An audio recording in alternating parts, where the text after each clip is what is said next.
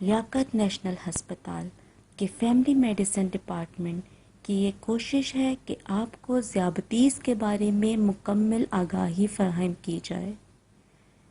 اس video میں ذیابیطس میں مبتلا لوگوں کے لیے غذا کے صحیح انتخاب کا طریقہ بتایا جا رہا ہے۔ اگر آپ کو ذیابیطس ہے یا ذیابیطس ہونے کے قوی امکانات ہیں تو یقیناً آپ کے ذہن میں بہت سے سوالات آتے ہوں گے کہ آپ کیا کھا سکتے ہیں اور کیا نہیں۔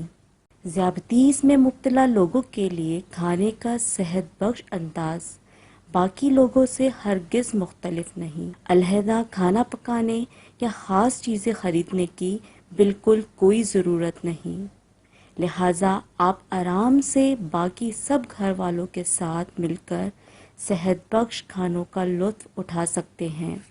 ذیابیطس پہ قابو پانے کے لیے ضروری ہے کہ آپ ماہر غذا سے اپنے لیے ایک متوازن غذا کا پلان حاصل کریں۔ دن بھر کے کھانوں کو ان کے مقررہ وقت پر لیں۔ ان غذاؤں سے بچیں جن میں شکر کی وافر مقدار موجود ہو، جیسے کہ گڑ، چاکلیٹ، گنے کا رس، شہد اور سافٹ ڈرنکس۔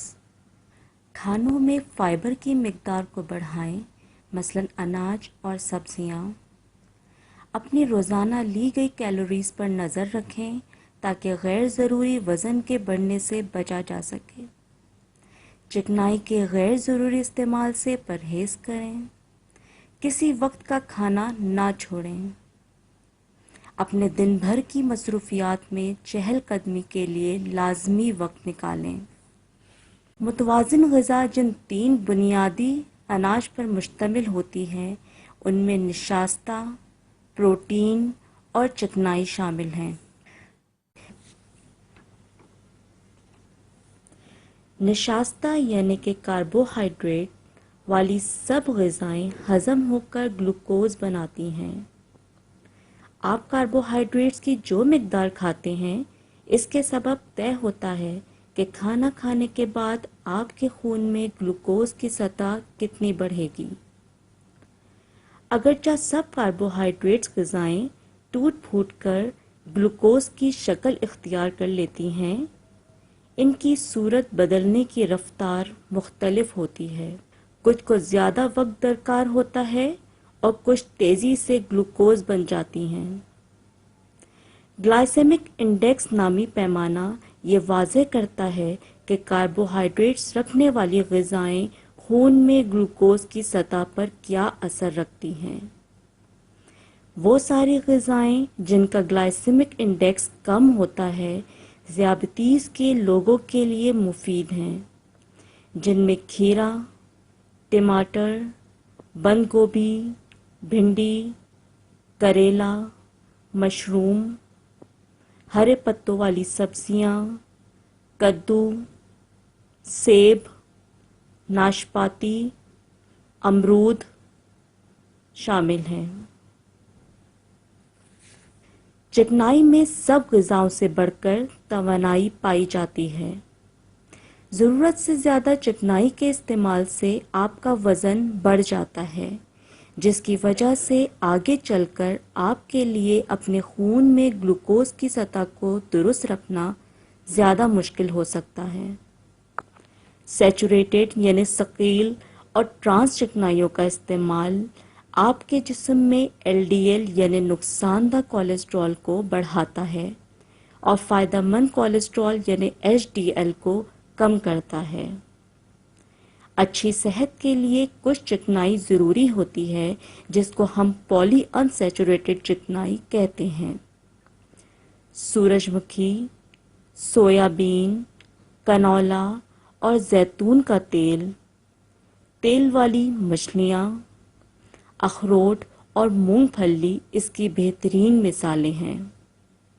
پروٹین والی زیادہ تر غذائیں آپ کے خون میں گلوکوز کی سطح پر براہ راست اثر نہیں ڈالتی۔ ان میں چربی کے بغیر گوشت، کھال کے بغیر مرغی، سمندر سے حاصل کردہ غذا، انڈے، بغیر نمک کے گری دار میوے، پھلیاں اور دالیں شامل ہیں۔ ذیابیطس کے مریضوں کے لیے میل پلاننگ کا جو بہترین طریقہ ہے اس کو ہم پلیٹ میتھڈ کہتے ہیں۔ اس طریقے میں آپ کی پلیٹ کا آدھا حصہ یعنی 50% حصہ بغیر نشاستہ کی سبزیوں پر مشتمل ہونا چاہیے، جس میں سلاد کے پتے، بند گوبھی، کھیرا، ککڑی، ہری پتوں والی سبزیاں شامل ہیں۔ 25% پروٹین، جس میں انڈا، کم چکنائی والی پنیر اور بینز شامل ہیں، جبکہ باقی 25% نشاستہ پر مشتمل ہونا چاہیے، جیسے کہ آلو اور پورے دانوں والی روٹی۔ اس کے ساتھ ساتھ 1 گلاس بغیر چکنائی کا دودھ اور ایک چھوٹا پھل شامل ہیں۔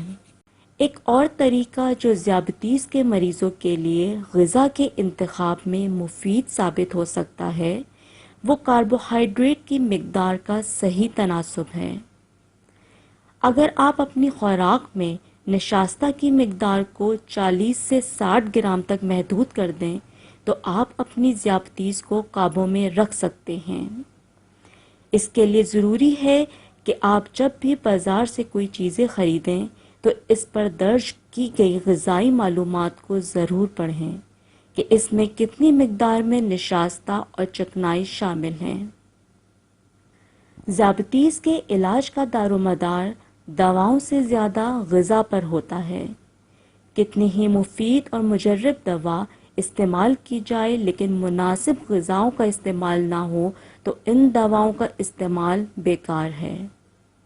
خوراک کا باقاعدہ استعمال، اس کی مقدار کا صحیح تناسب اور صحت بخش غذا کا انتخاب نہ صرف آپ کی ذیابیطس کو قابو میں رکھ سکتا ہے بلکہ اس سے پیدا ہونے والی پیچیدگیوں سے بھی بچا سکتا ہے۔ مزید معلومات کے لیے لیاقت نیشنل ہسپتال کے فیملی میڈیسن ڈپارٹمنٹ کے اس ہیلپ لائن نمبر اور مندرجہ ذیل آؤٹ ریچ سینٹرز پر معلومات حاصل کر سکتے ہیں۔